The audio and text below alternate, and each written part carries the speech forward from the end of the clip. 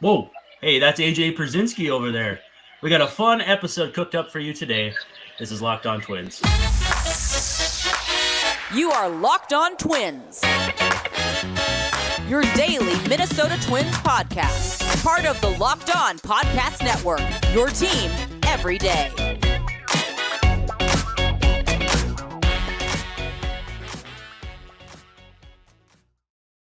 Hey, what do you say? Thanks for making Locked On Twins your first listen every day. We are free and available wherever you get your podcasts, as well as on YouTube. And of course, we're part of the Locked On Podcast Network, your team every day.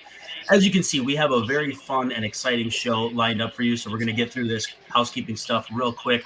As a reminder, please feel free to be active in the comments on YouTube. We'll hang out with you, answer and ask some questions. Also, too, if you have questions you want answered on the seventh inning stretch, don't hesitate to ask. That's usually the final segment of the show, the voice of the fan.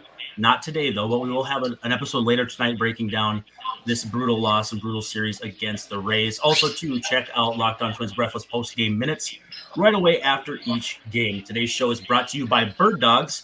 Go to birddogs.com/LockedOnMLB, and when you enter the promo code LockedOnMLB, you will get a free Yeti-style tumbler like I have right here. I finally remembered to bring it with. Also, Twins Blue Jays tomorrow, Thursday, 6:07 p.m. first pitch. It's Kikuchi. It's Sonny Gray. We'll talk about Sonny Gray here on the show. And you can catch every pitch of the Twins' hometown broadcast with Corey and Danny, or maybe Paul Molitor again, with SiriusXM on the SXM app. Just search Twins. I am absolutely thrilled to welcome AJ Pierzynski to the show. AJ, thank you so much for taking time out for us. Thanks for having me. I don't think Dan Gladden's allowed in Toronto, so you probably will have Molitor. Yeah, it has probably something to do with crossing the border, which actually I believe I heard a story that a player at one time got released because they weren't allowed to cross the border back in like the early 90s, but I don't remember off the top I of my head. had guys that I played with that we found out certain guys had DUIs we didn't know about, and then also we had a guy from Cuba, Alexi Ramirez, that didn't have his visa paperwork right, so he had a 3-day vacation when he went to Toronto. So I was like, man, maybe I should try this. 3 days off in the middle of the year is not the worst thing in the world. I think it might have been Mel Hall, but we don't need to talk about him because that gets messy. Okay. What are you up to these days? I know you got foul territory going on, and then you've been doing some games. Is it Apple and Fox, or am I off there? No, it's just Fox. I do Fox game of the week on Saturday usually, or if FS1 has a game in the middle of the week. And then the foul territory thing takes up a lot of my time. I'm actually sitting right now in the Battery in Atlanta. I'm about to go to a Mets-Braves game as just a fan. So I'm going to sit in the stands and hang out and watch the Mets and the Braves play tonight. So you may not know this, but I actually create the data sets that you guys get for Fox. So once a week, I create the notes where you get that page. It's probably like 5 pages. Actually, it's probably more than that. It's like 20 notes, and it's like, hey, AJ Pierzynski is hitting 280 in the 7th inning on the road when it's raining out. We take care of that stuff for you. So I'm with Sport Radar besides, but wasn't sure if you knew that. I did not know that, so that's awesome. Thank you for all your help, and it definitely comes in handy. So you recently joined Twitter, and that can go one of two ways. How has your experience been? I think I saw February, so you're about 4 months in. Thumbs up, thumbs down? For me, because listen, I think people that get mad at other people on Twitter and say things because everyone just does it, it's like, why? What's the point? It's not like I'm doing it to have fun. And if people want to get all mad and huffy and puffy about it, then fine. But I'm not going to get mad if someone says, oh, you suck. Well, guess what? Great. I've heard that for my whole life, So you're not telling me anything I don't know. You're not. And so it's like, well, why would I understand people get mad and I could see where, you get a little angry and then you write back to certain people. But I mean, I posted a picture. I was in New York yesterday, and obviously the game got canceled because of the smoke. I was playing golf, and there's the place I played called Liberty National. Is one of the things of it is you can see the Statue of Liberty like 5 feet away from you. Well, you couldn't even see it because of the smoke. And I posted a picture and said, oh, man, should I have been playing golf in this? You can't see the Statue of Liberty, and you could barely see it like this big. And so, of course, some guys like, well, I can see it. Well, I understand you can really see it, but that's not the point, right? It's like you're just being a troll to be a troll, and you don't even get a response. Now, if you say something funny, I'll respond to you and I'll say, yeah, that's a good one. I like that. But if you just trolling to troll, I'm out on you. Well, it's like if you tell someone your favorite Twins manager is Tom Kelly, they'll ask you, well, why do you hate Ron Gardenhire? It's like, I wasn't even talking about Gardy. What are you talking about? We will talk about those two guys a little bit too, because you played for both. So your role in the game right now is broadcasting. It's all doing all that fun stuff. Are you kind of comfortable where you're at right now? You know, a lot of guys, especially catchers, get back into the game coaching or managing. And that's not for everybody because it's so much time away from family. I know you got a couple kids. Is there any way you want to do more than this, or are you really happy where you're at? Well, I'm happy where I'm at, but of course, there's always, I think, as a former player, and especially I think a catcher, there's always a little bit of an itch behind you. Says, man, I'd really like to manage. Now, coaching or grinding through the minor leagues, yeah, I don't know about that. But you know, if someone comes and says, hey, we got a big league bench coach job or a big league manager's job, it's kind of hard. You'd have to really think about it. And my kids are older now. I'm going to be a senior and going to be a junior in high school. It's not like my kids are young. When I retired, my kids were younger. And so they've grown up now and they're about to go to college. So it's a little bit different in that regard. But yeah, I mean, the biggest thing about managing is I look at all the managers that are there now. I mean, look at Rocco. Rocco took the job. He was all young. Now he's got the gray beard. You know, Aaron Boone's losing his hair. Like, it's like, what is happening to these guys? And it's amazing. And when you talk to them, it's just like, there's a lot more than what I expected. And I understand that because there's a lot of stuff from not only your organization, but from the players and from the front office. And then you have media responsibilities and you just never shut it off. And that's the one thing that I've heard from a lot of managers is they have a hard time shutting it off after a game. They just sit and replay the losses over and over. What could I have done differently? How can I get this guy going? How can I get that guy going? And it's just a lot. And I have nothing but respect for guys that do it and do it well. Yeah, and I think it's kind of like being a president where after 4 or 8 years, you look and it's like a very significant deterioration physically.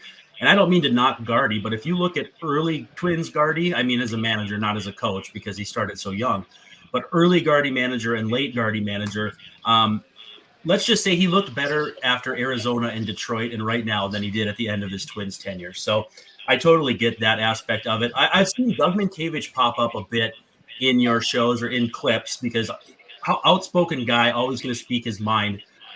Is he a recurring guest or has he just kind of been on a couple times? How's that gone? Doug, listen, I love Doug, so I'd love for him to be a recurring guest. He was on, we do this thing for the Alumni Association called Legends Territory. And so he was a guest on that. And he said so much stuff that we had to do a two-part interview. Most guys are only one part because Doug just wouldn't shut up because that's Doug. As you obviously know Doug. And He speaks his mind. And he says a lot of good things. And so we had to make it into a two-part. So that's why it was a two-part series instead of a one-part thing with Doug. But I'd love to have Doug on. I wish Doug was around a lot. He's one of my favorite people, and I get Doug.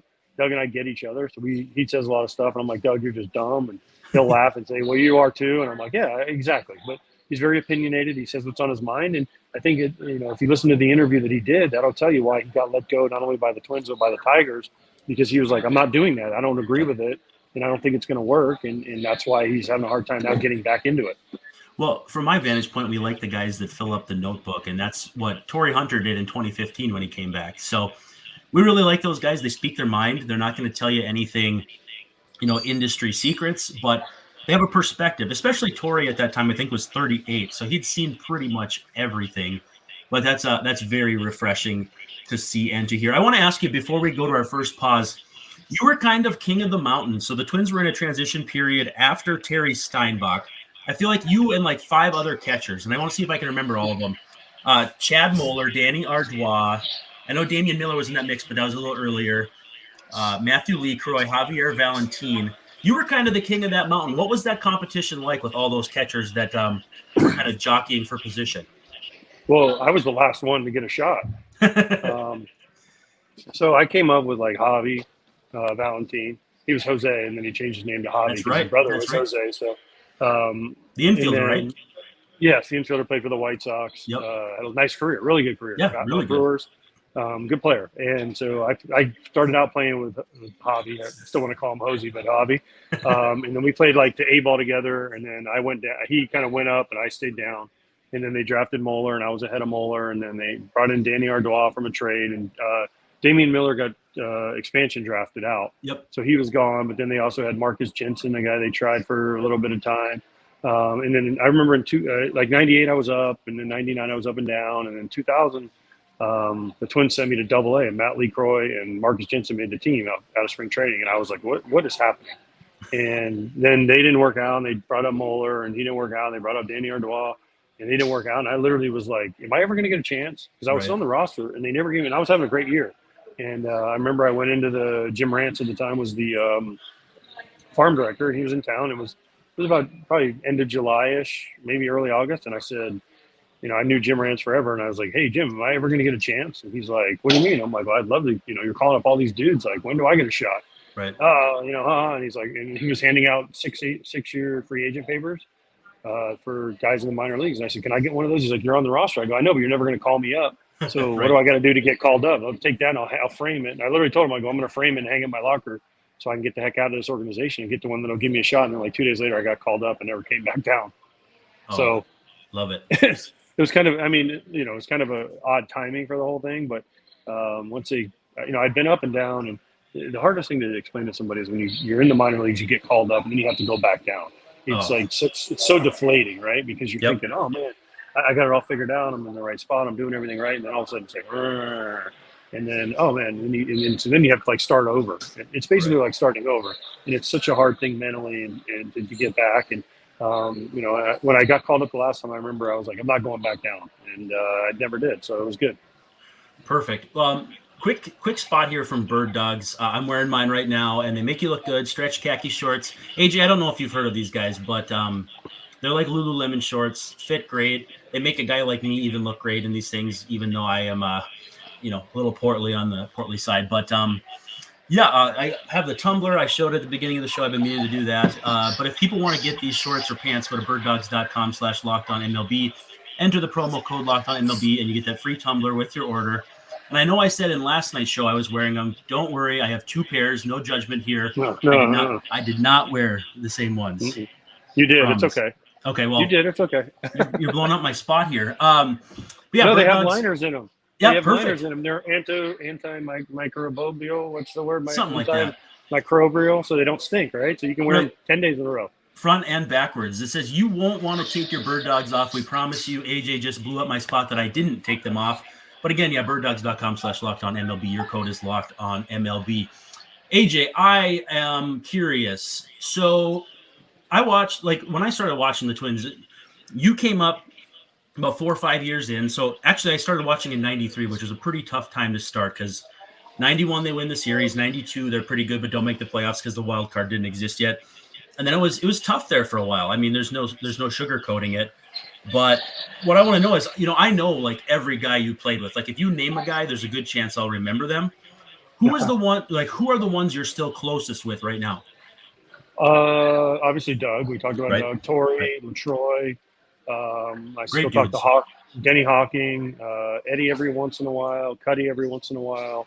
Kyle Loesch every once in a while. Those are probably the ones. I wish I talked to Radke more because he was one of my favorites. He's just kind of gone radio silent, which is okay.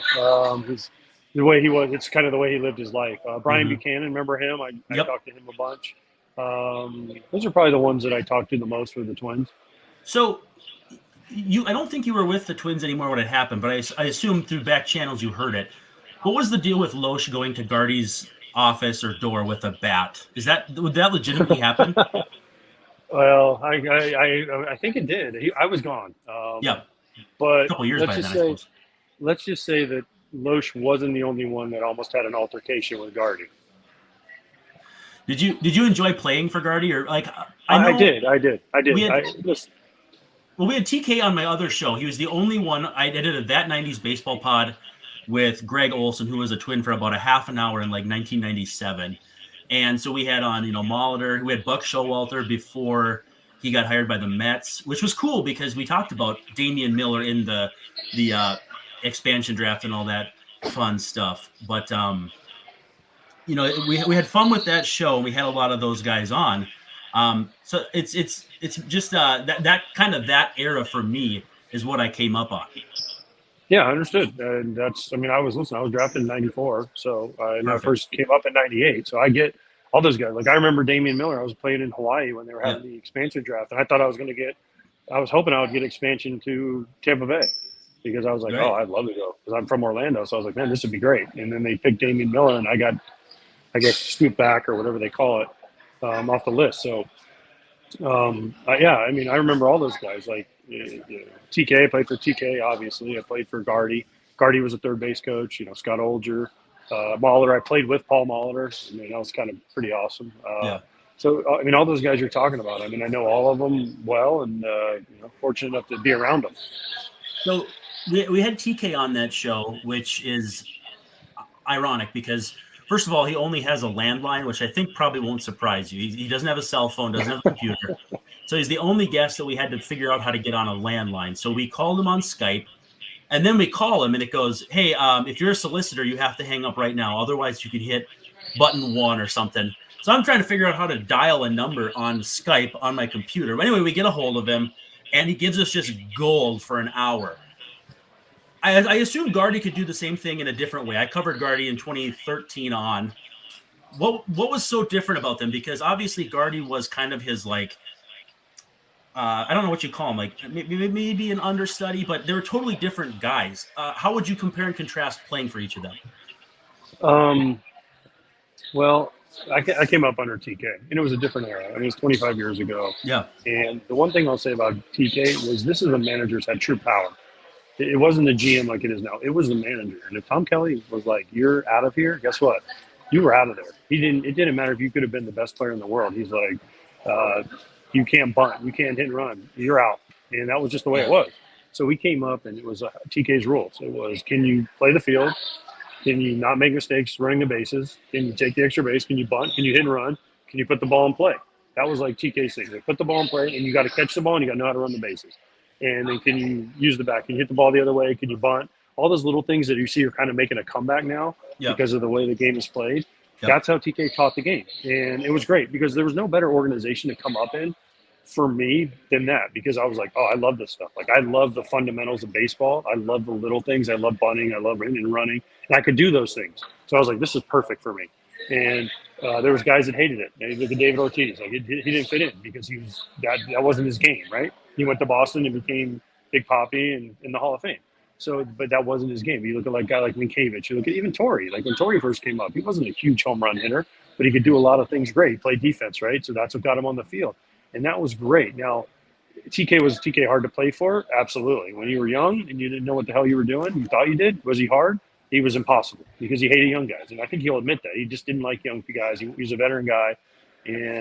But listen, I look back on it, and we talk about this, like the Twins guys that I talked to were like, man, I look back on it, like, man, I really enjoyed my time with TK. And I've taken more from TK, what he taught when I helped coach my son's team, than I do probably from any other manager, because he taught you how to play the right way. And that was the one thing about TK. Now, Gardy, the one thing you have to say about Gardy and I's relationship, I love Gardy. But when he took over from third base coach, he had a personality of like, I'm going to be a Mr. Fun guy.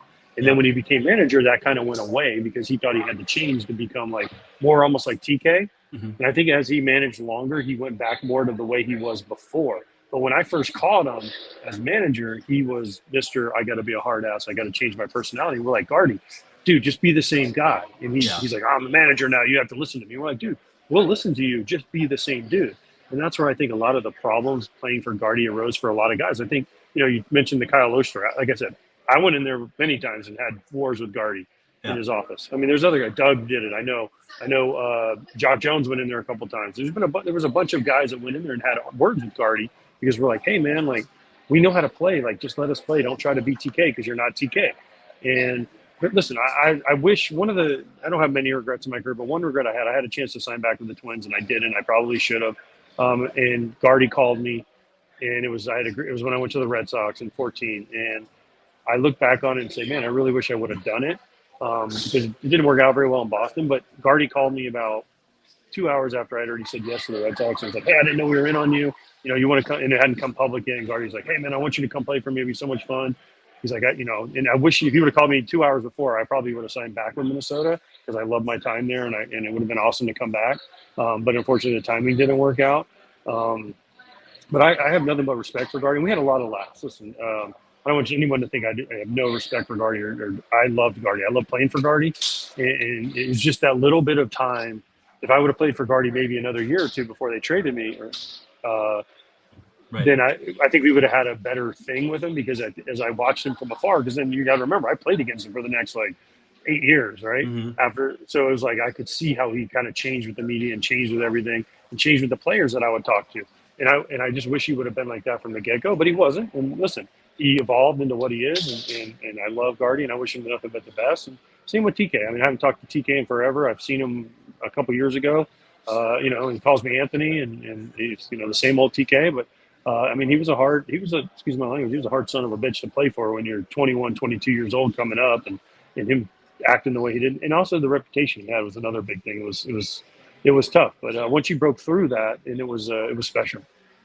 Yeah, even as a kid, I would hear rumors that like he and Todd Walker clashed, or some of the guys who maybe I wonder if it was maybe college guys who had kind of played longer into their ways and were probably more hesitant to learn the Twins way. But I can't say for sure. No, I can't, Brandon. I can't say that because okay, I think TK just had a certain thing. Like TK, like I said, TK had the ultimate power, right? So he had a certain vision of what a player at every position was supposed to be able to do.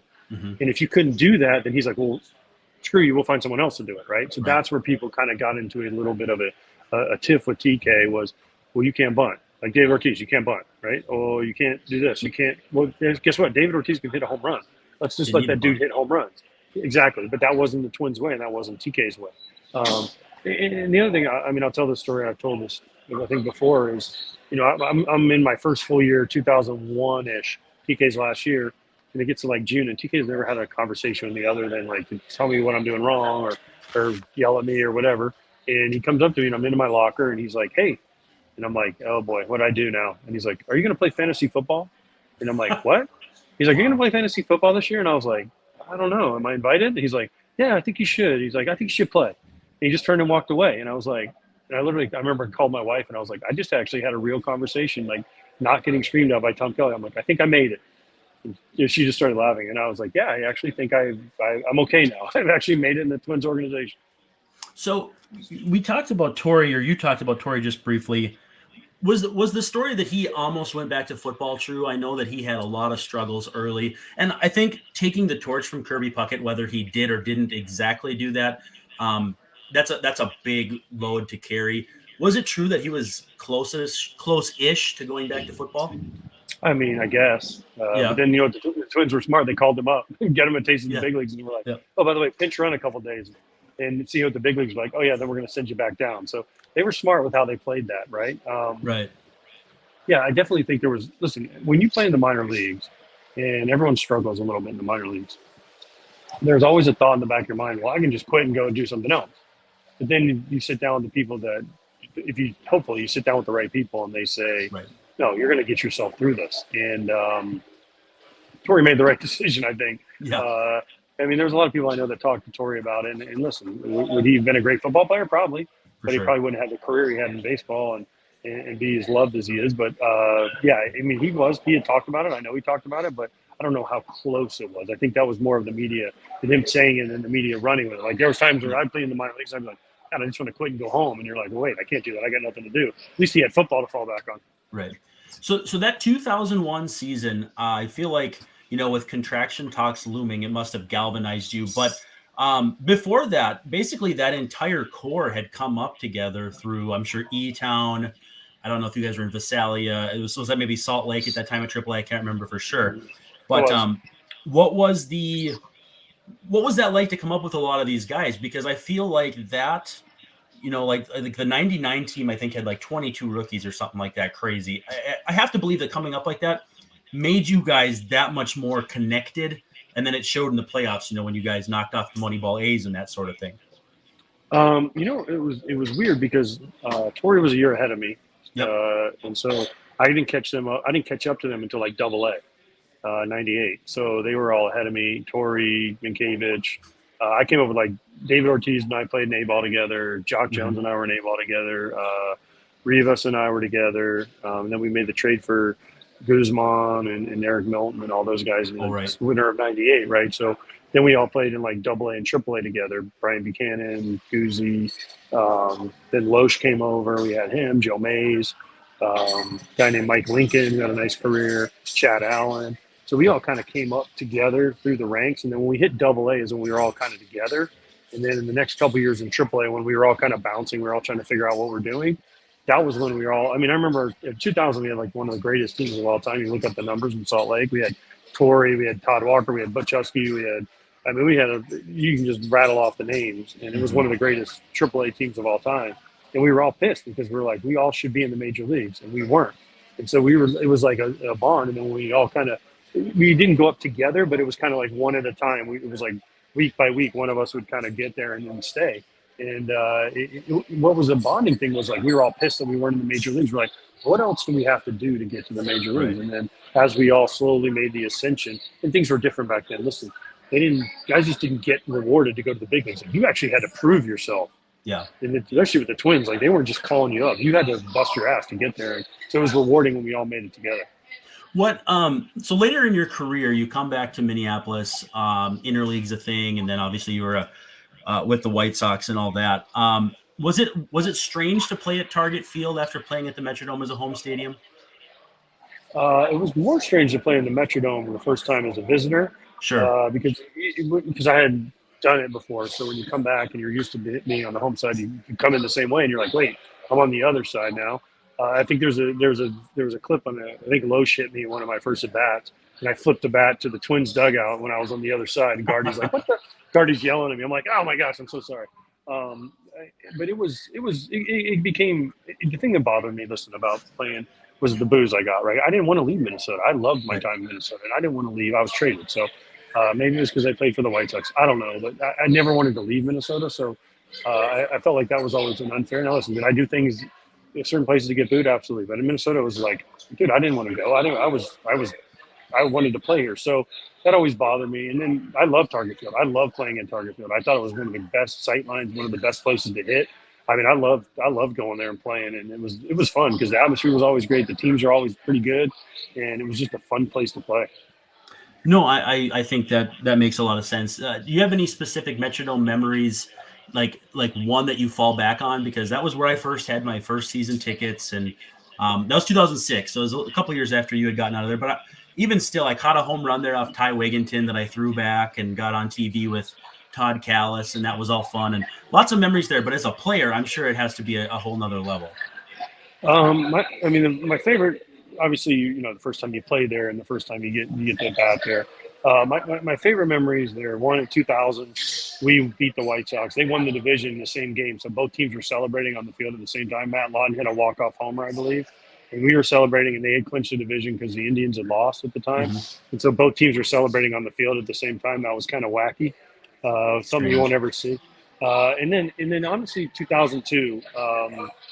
Going there in the year we had, and then making the playoffs in that first game against Oakland when we're the playoff game, and just the atmosphere. That is one of those memories that you look back and you're just like, I can't believe I'm part of this, and I got to be, because it was so loud and so everyone was so excited because it had been so long since the Twins had been in the postseason with all the contraction talk and all that other bull crap they were talking about.